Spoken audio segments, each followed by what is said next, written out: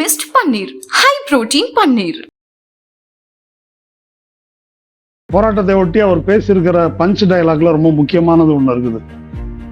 பெரியாரா பிரபாகரனா வாங்க மோதி பார்த்துருவோம்னு சொல்றாரு. இது எதற்காக சொல்ல வேண்டும்? ஒரு ஃப்ராட் அப்படின்னு சொல்றது இத்தனால இப்பதான் நமக்கு தெரியுதா? இப்ப நேத்து பெரியார பேசின பிறகுதான் நெடுமாறன் அண்ணாமலையை கூப்பிட்டு வந்து கூட்டம் நடத்தினார் இல்லையா? மோடியும் அண்ணாமலையும் தான் ஈழத்துக்கு ஏதாவது பண்ணணும்னு சொன்னாரு. அப்புறம் பிரபாகரன் உயிரோடு இருக்கிறாருன்னாரு, துவாரகா உயிரோடு இருக்கிறாங்க. இப்ப இதெல்லாம் எதிர்த்து எவ்வளவு பேர் பேசினாங்க, எத்தனை பேர் கண்டிச்சாங்க? அப்ப சீமான் இன்னைக்கு இவ்வளவு திமிரா பேசுறாரு அப்படின்னு சொன்னாக்கா, பேச முடியுது அப்படின்னு சொன்னா பின்புலம் இருக்கு. GRC ஜுவல்லர்ஸ் காஞ்சிபுரம் வாடிக்கையாளர் அனைவருக்கும் இனிய பொங்கல் நல்வாழ்த்துக்கள். இப்ப பெரியார் பற்றி இப்படி பேசினப்போ எடப்பாடி கண்டிச்சாரா? முதல்ல எடுத்த உடனே ஒன்னும் கண்டிக்கல அவர். அப்புறமா ஒரு மொக்கையா ஒரு பதில் ஒண்ணு சொல்றாரு அவர். அதிமுக ஈழத்தா எம்ஜிஆர் அதை பண்ணாருன்னு சொல்றோம். ஆனா 2 முறை அதிகாரத்தை இழந்தது திமுக தான். இப்ப பிரபாகரன் படத்தை சீமான் வச்சுக்கிட்ட மாதிரி தான் விஜய் வந்து பெரியார் படத்தை வச்சிருக்காரு. அதுக்கு மேல அதுல ஒன்னும் முக்கியத்துவம் இல்லை.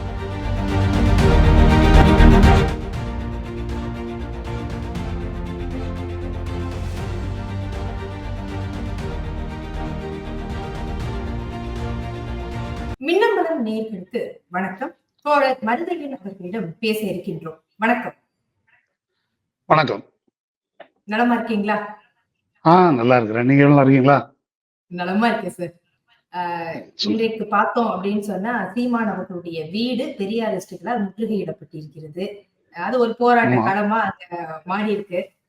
இப்போ இதுக்கு அடிப்படை பார்த்தோம்னா இந்த பிரச்சனை இன்னைக்கு தலை தூக்குது அப்படின்னா அது என்ன காரணம்? இந்த போட்டோ விஷயமா இருக்கட்டும், இந்த எடிட் செய்யப்பட்டதா இந்த போட்டோ, சீமான் அவர்களும் பிரபாகரன் அவர்களும் இணைந்து இருப்பது போல இது இருக்கு. இன்னொரு பக்கம் பெரியாரை பற்றிய அவருடைய விமர்சனம் இப்படி வரிசையா வருது.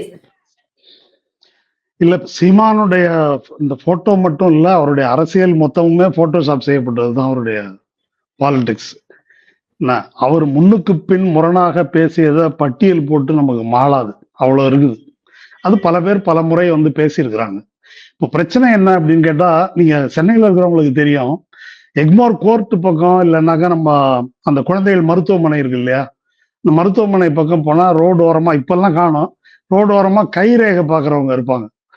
அவங்க வந்து எம்ஜிஆருக்கு ரேகை பாக்குற மாதிரி, சிவாஜிக்கு ரேகை பாக்குற மாதிரி எல்லாம் போட்டோ எடுத்து வச்சிருப்பாங்க, பின்னால மாட்டிருப்பாங்க.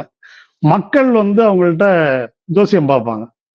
அப்போ சாதாரண மக்கள், இப்போ ஆஸ்பத்திரிக்கு வர்றவங்க, இல்ல கோர்ட்ல கேஸ் இருக்கும், இப்படி பல பிரச்சனைக்கு வர்றவங்க, இப்போ இதுல என்ன பார்க்கணும் அப்படின்னாக்கா, இவரு எம்ஜிஆருக்கே ரேகை பார்த்திருக்காரு, சிவாஜிக்கே ரேகை பார்த்திருக்காரு அப்படின்ற நம்பிக்கையில மட்டும் இல்லை, அந்த ஜோசியக்காரன் சொல்றதுல மயங்கிறது இருக்கு இல்லையா?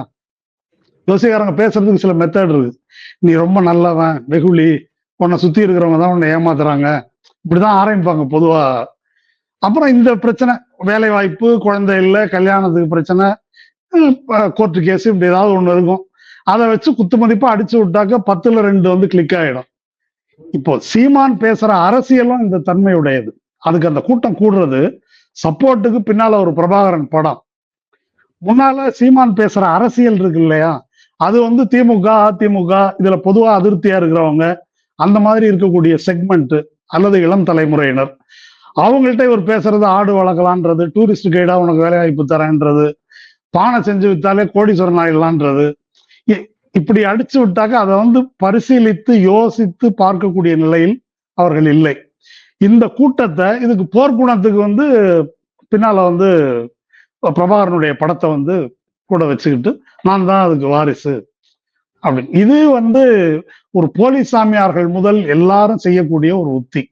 இதுல பிரச்சனை என்ன அப்படின்னு சொன்னா, இது அளவு கடந்து வளர்த்து விட்டாச்சு.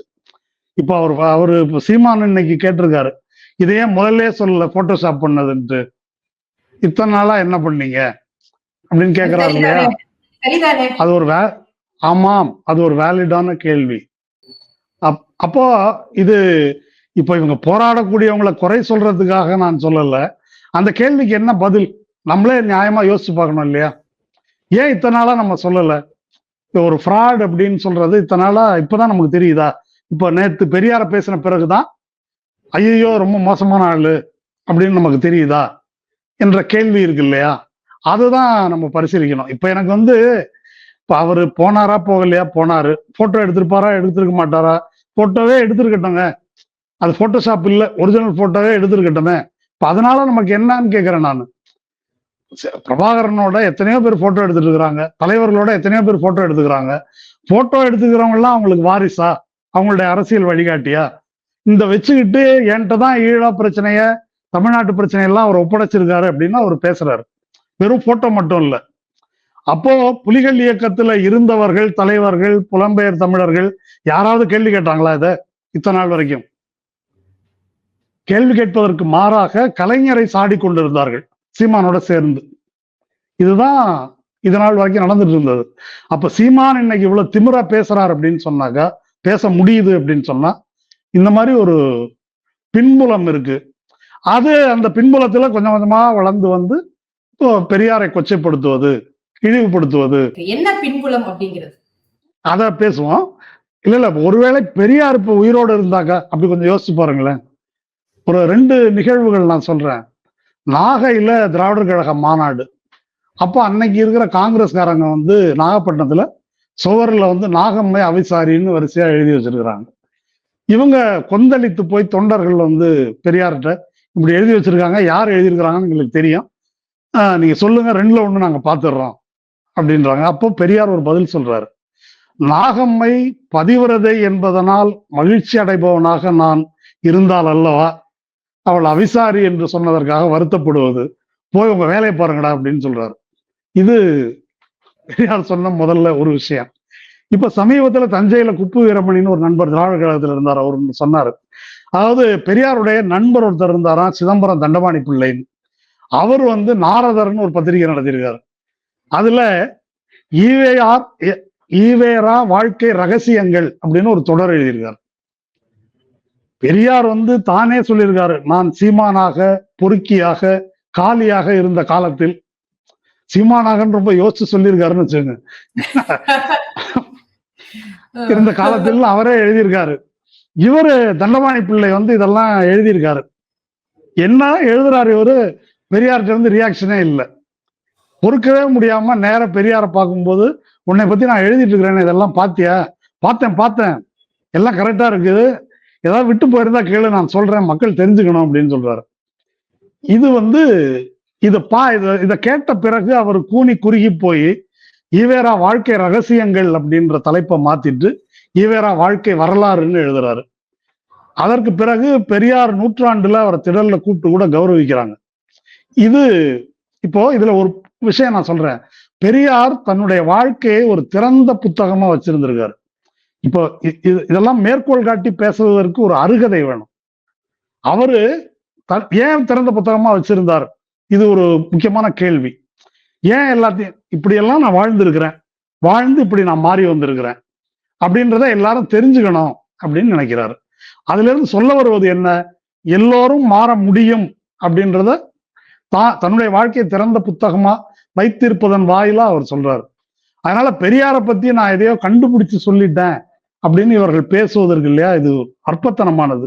உண்மையில இப்ப நடந்துட்டு இருக்கிறது, தோழர்களோ தொண்டர்களோ என்ன நினைக்கிறாங்கன்னு தெரியல எனக்கு, பெரியாருடைய கௌரவத்தை காப்பாற்றுவதற்கு ஒன்றும் நம்ம போராடல, நம்மை காப்பாற்றிக் கொள்வதற்கு தான் இப்ப போராடிட்டு இருக்கிறோம்.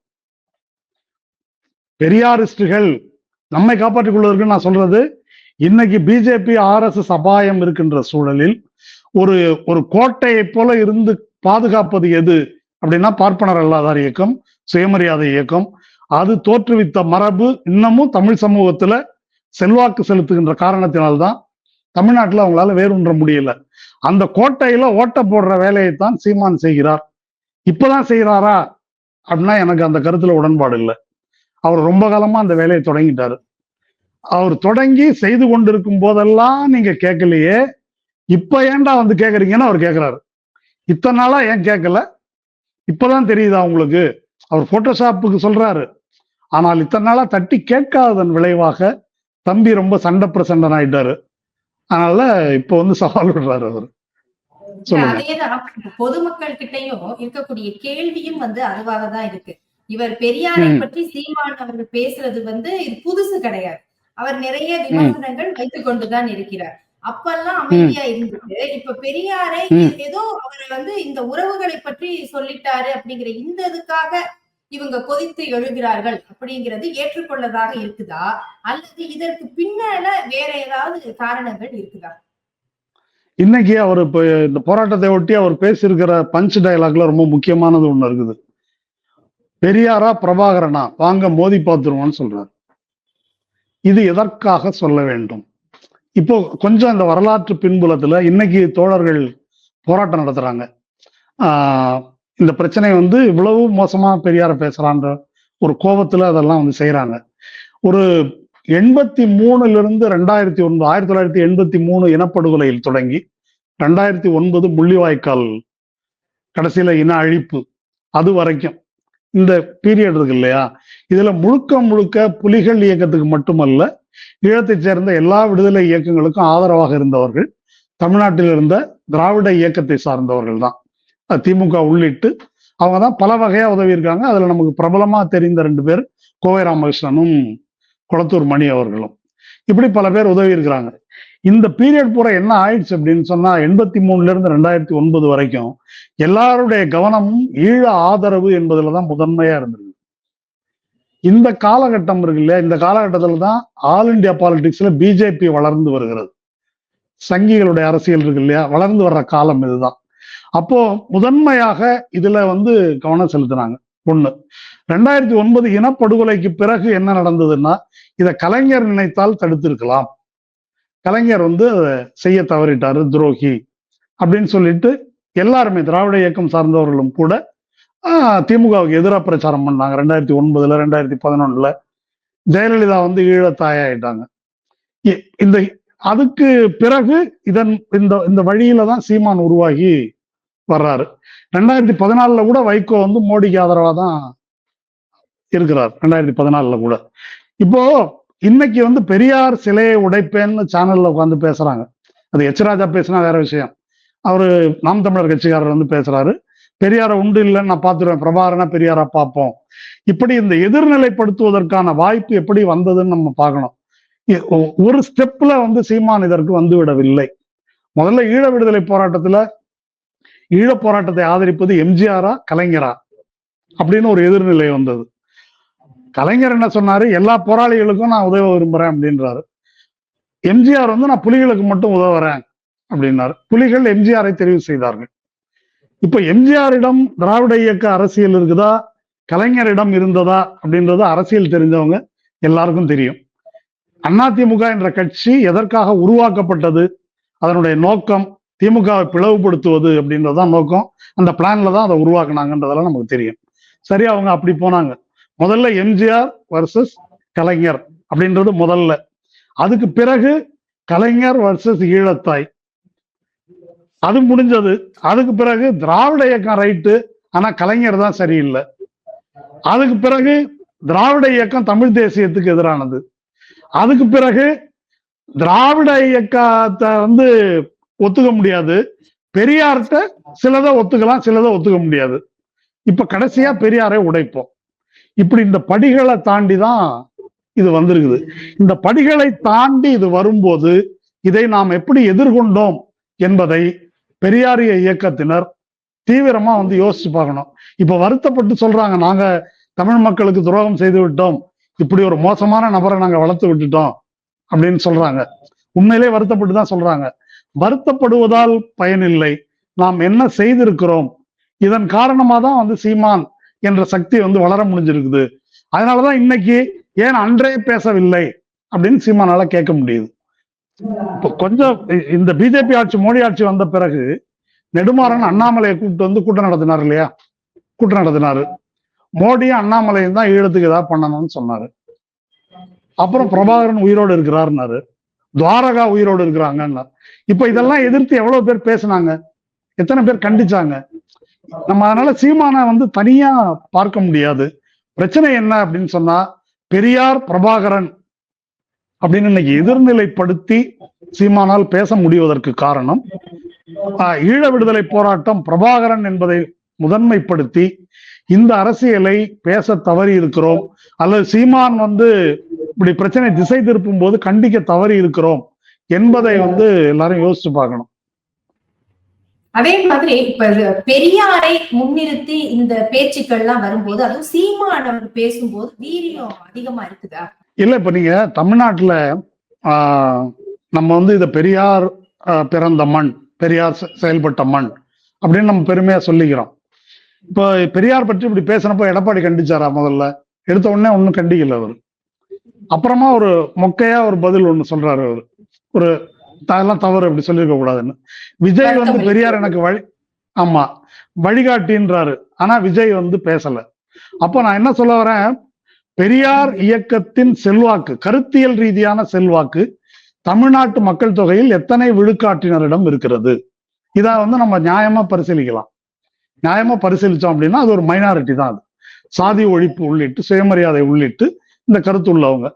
மற்றபடி சாமி கும்பிடுறவங்க, கோயிலுக்கு போறவங்க பெரியாரை மதிக்கிறார்கள் என்றால் அது சுயமரியாதை இயக்கம், பார்ப்பனர் அல்லாதார் இயக்கம், அது சமூக நீதி கோரிக்கை, அதுல பெரியார் வென்றெடுத்து கொடுத்தது. இதன் காரணமாக அவர்களுக்கு பெரியார் மீது இருக்கின்ற அபிமானம். அப்படி அதை நம்ம எடுத்துக்கலாம். அதிமுகன்னு ஒரு கட்சி உருவாகும் போது பொதுவா என்ன நினைச்சாங்க, இதெல்லாம் எம்ஜிஆர் ரசிகர் மன்றம், இவங்களுக்கு எல்லாம் என்ன தெரியும், என்ன ஆகும், ஒன்னும் பெரிய இது இல்லை என்று அப்ப கருதியவர்கள் உண்டு. ஆனா அதிமுக என்ற கட்சி, அதுக்கு பிறகு ஜெயலலிதா வர்றாங்க, சட்டமன்றத்தில் நான் பாப்பாத்தி தான் அப்படின்னு பேசுறாங்க. அவங்க ஆட்சி காலத்துல கிடாவெட்டு தடை சட்டம், அப்புறம் அறநிலையத்துறை கலைப்பது, இப்படி பல நடவடிக்கைகளில் ஈடுபடுறாங்க. அயோத்திக்கு கர சேவைக்கு நான் ஆள் அனுப்புறாங்க. ராமர் கோயில் அங்க கட்டாம எங்க கட்டுவதுன்னு கேக்குறாங்க. இதெல்லாம் ஜெயலலிதா பேசியிருக்கிறது. பிரபாகரனை பிடிச்சு கொண்டாந்து தூக்குல போடணும்னு பேசியிருக்கிறாங்க.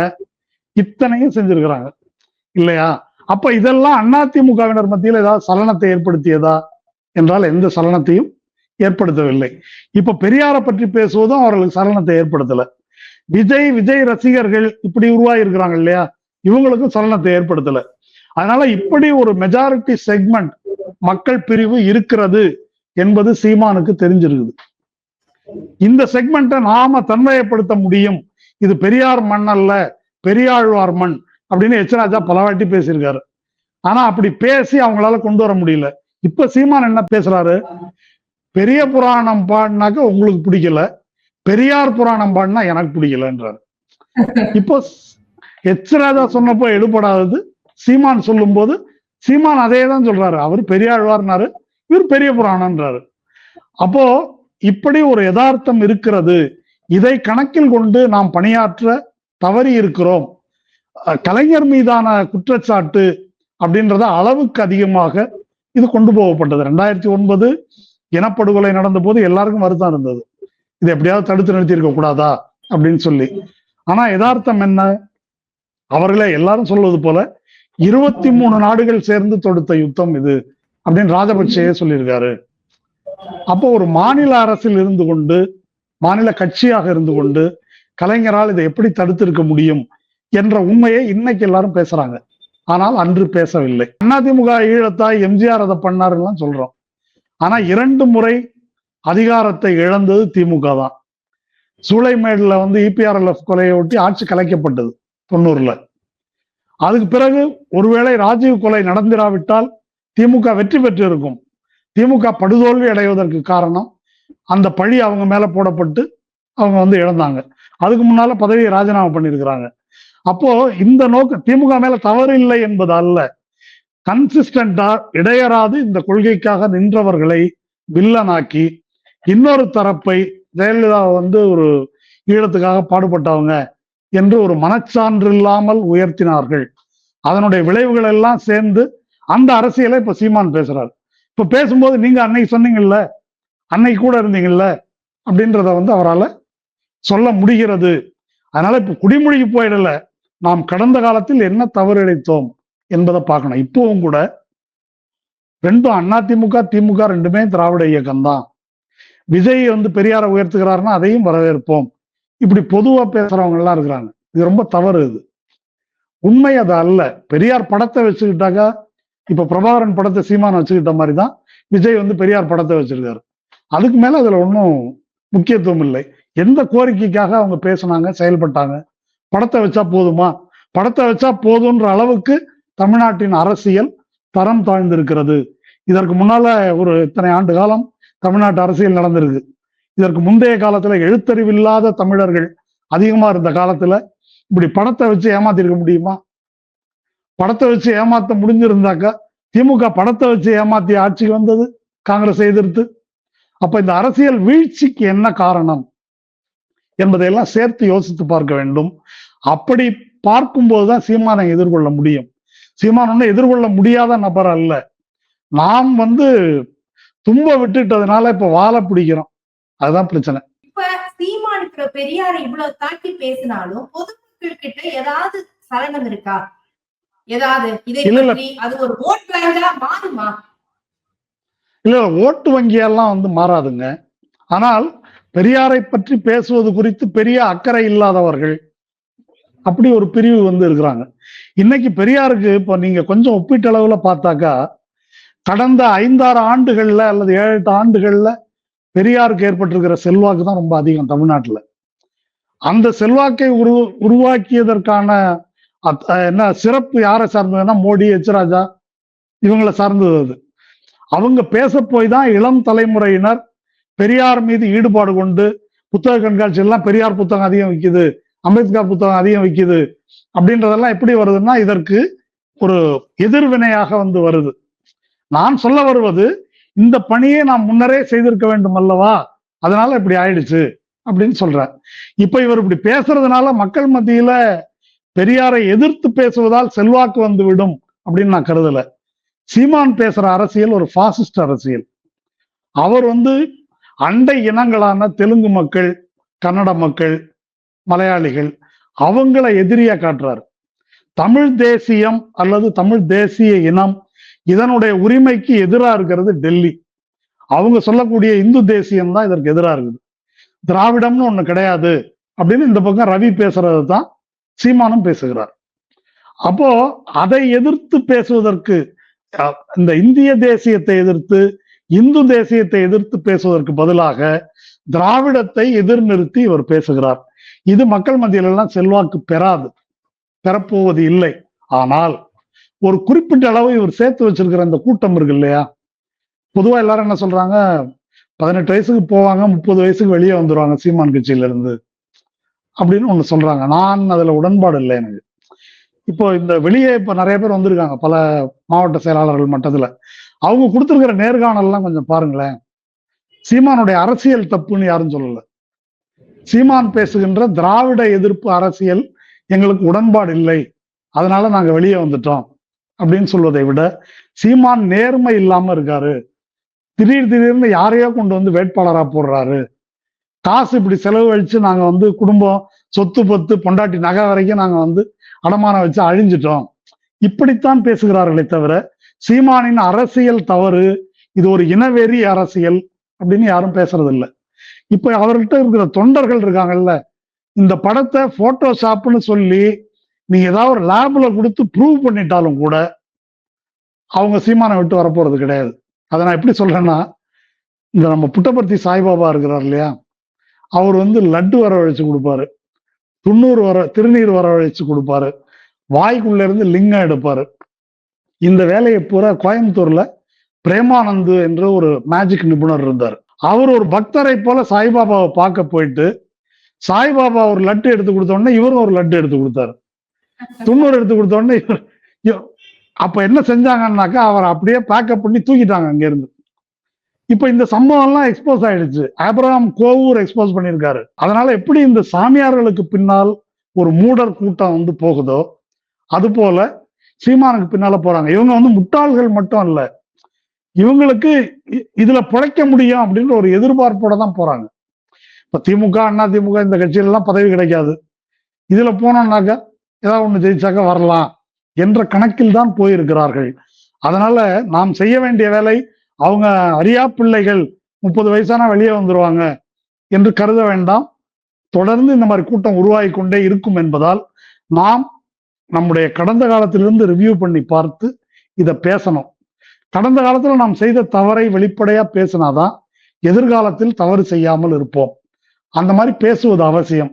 அப்படி பேசாம நம்ம மழுப்பிட்டு போறோம். சில நண்பர்கள் பேசுறத பார்த்தேன், ஏங்க அப்பவே பேசல, ஏன் இப்படி பேசி அவனை பெரிய ஆளாக்க வேண்டாம்னு நினைச்சோம், அதனால பேசல, இவ்வளவு தூரம் போகும்னு தெரியாது அதனால பேசல, இப்படி பல விளக்கங்கள் வந்து சொல்லப்பட்டது.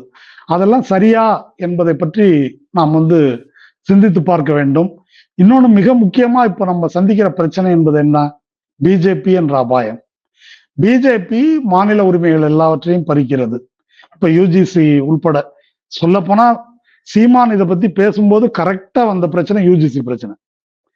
யூஜிசி என்பது மொத்த கல்வி, உயர்கல்வி அப்படின்றத அவங்க எடுத்துக்குவாங்க இனிமே என்பதற்கான நோட்டிபிகேஷன் தான் வந்திருக்கிறது. அதை பற்றி தான் நம்ம முக்கியமா பேசணும். எதிர்கால தலைமுறை பூரா இனிமே அவன் சொல்ற சிலபஸ் தான் படிப்பாங்க, அவங்க சொல்ற ஆள் தான் துணைவேந்தர்.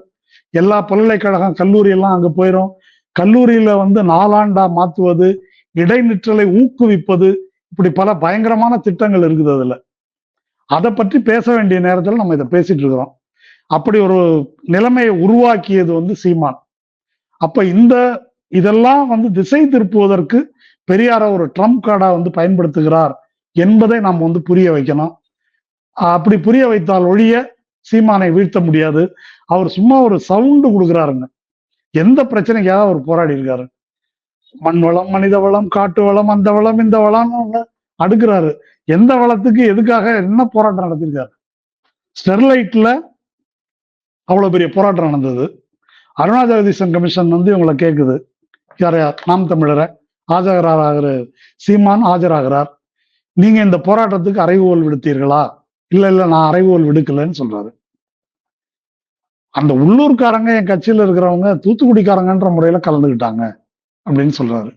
இந்த போராட்டத்தை முன்னின்று நடத்திய எங்களுடைய தோழர்கள் வாஞ்சிநாதன், ஹரிராகவன் போன்ற வழக்கறிஞர்கள் 90க்கும் மேற்பட்ட வழக்குகள், அவங்க ஆமா நாங்க தான் நடத்தணும்னு சொல்லி பேசினாங்க.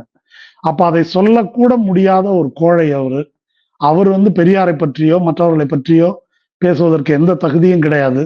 இதை நாம் வந்து அம்பலப்படுத்தணும். ரொம்ப இதுக்கு பின்னால நாம் ஓடிக்கொண்டிருக்க வேண்டிய அவசியம் இல்லை. நிகழ்கால அரசியலில் பிஜேபியினுடைய கருவியாகத்தான் அவர் செயல்படுகிறார். இப்ப சொல்லியிருக்காரு அவரு, குருமூர்த்தி எல்லாம் எனக்கு நாம் தமிழர் வாங்கி தரல, வாங்கி கொடுக்கல அப்படின்னு சொல்லி இப்ப பேசுறாரு.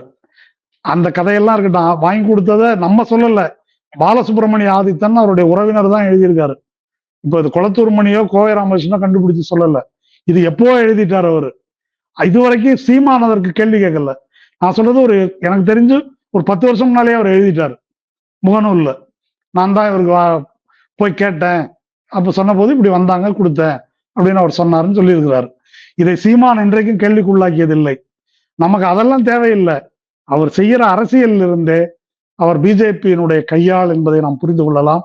இன்னைக்கு அவர் பேசுவதையெல்லாம் ஆதரித்து அவருக்கு துணை நிற்பவர்கள் அண்ணாமலையும் எச் ராஜாவும் பிஜேபியும் தான். அதிலிருந்து நாம் இதை வந்து தெளிவா புரிந்து கொள்ளலாம். அதனால பழைய கதைகள், ஆதாரங்கள், அதை காட்டு இதை காட்டு, இந்த கதையெல்லாம் நம்ம பேச வேண்டிய அவசியம் இல்லைன்னு நினைக்கிறேன். நன்றி. நிறைய கருத்துக்களை சொல்லியிருக்கிறீங்க சார். கருத்துக்களுக்கு நன்றி. நன்றி. Milky mist paneer, high protein paneer. GRC jewellers Kanchipuram. வாடிக்கையாளர் அனைவருக்கும் இனிய பொங்கல் நல்வாழ்த்துக்கள்.